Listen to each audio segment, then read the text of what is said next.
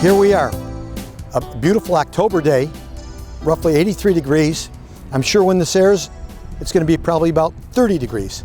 But we're here looking at what we've talked about for the last 12 years of the harbor, our historic, beautiful harbor, as a destination. And we'll go back and we'll show you what it was and what it's going to be.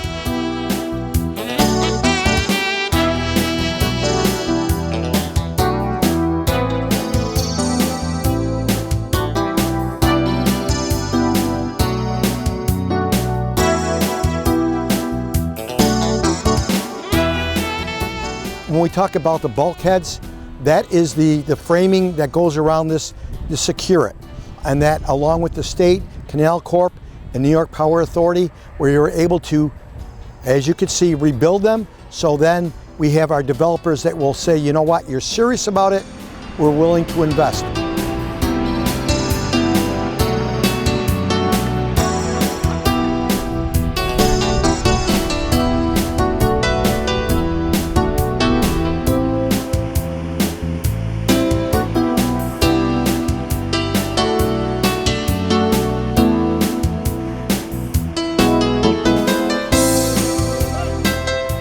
You're looking at our promenade, and what the promenade is going to be the event that you're able to come out here and enjoy the beautiful scenery of our great historic harbor.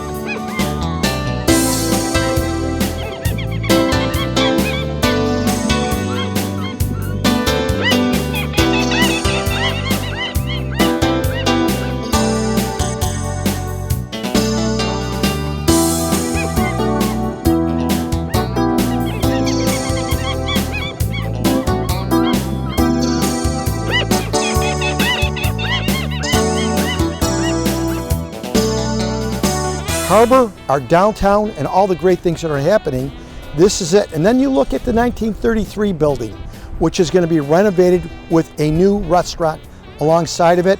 And when you look at the historic building right over my right shoulder, that's the 1917 building. Don't want to give it away right now, but that's going to be repurposed. That will be a great venue for restaurants, for canoeing, for kayaking. I think over the course of the last several months here, as you've seen a lot of the work being done there, they're finally at that point now where, it's able to break open and allow the private developers to come in and do their portion of it, which I really think is going to be a catalyst in the area for economic development, housing, all the different needs that Utica already has.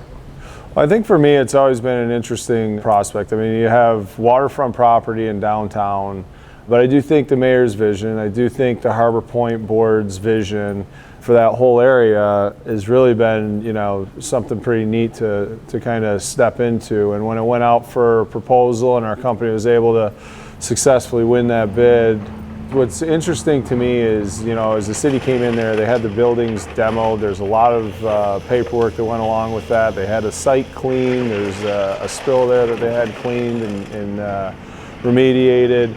Now for me it's exciting because now you can rehab the 33 building, and not feel that you're too far ahead of what a city may say and what they actually do. And they did exactly what they said they were going to do. And now you're able to come in there, rehab the 33 building to a level that it can hold all sorts of events. Stuff that really is exciting on waterfront land.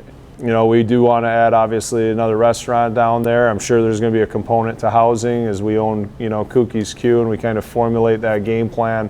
But our first step is definitely to rehab the 33 building. My goal would be is to get in there in spring in the 33 building and start kicking that off and getting ready for either the fall or winter of 2025. And then within a very short period of time, I will be making an announcement with our DSA-1, which is right over here where you see all the heavy equipment. It will be a masterful $120 million endeavor. It really is an exciting, fabulous time for our city. It has taken a long time. This project has been talked about for 60 years. A lot of mayors have put a lot of sweat equity into it. So it's not just one individual, but I'm very fortunate to say at this point, my footprint will be here. It will be a destination coming off the thruway, a destination for all the great people that are going up north, and for the people who are living here in the Utica and the greater Utica area. This will give you that big city feel in a community only Utica can give you.